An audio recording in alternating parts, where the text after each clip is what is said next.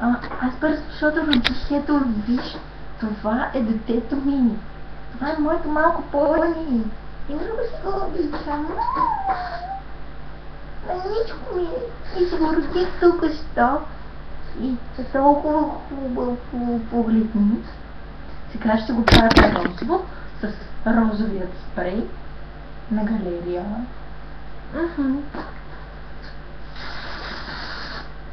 Колко хубаво ми диша вече моето дете.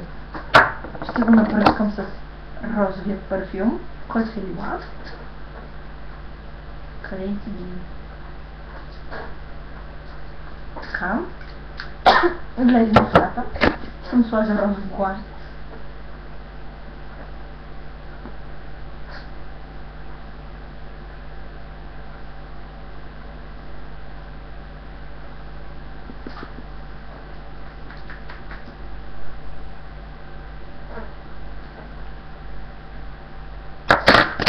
Розов молив,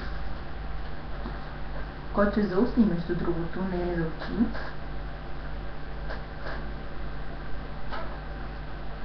Ще го напръскам с розова вода против изпотяване. Така. И ще го лакирам в розово.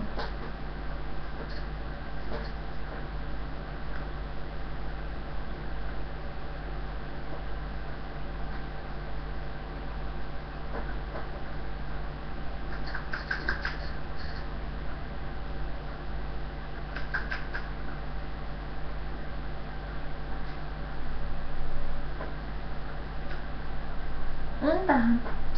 Сега не знам дали ще се видим от сумката колко е хубава. Не се вижда розовата остичка, която направих, но виж, лака му. Айде, чао!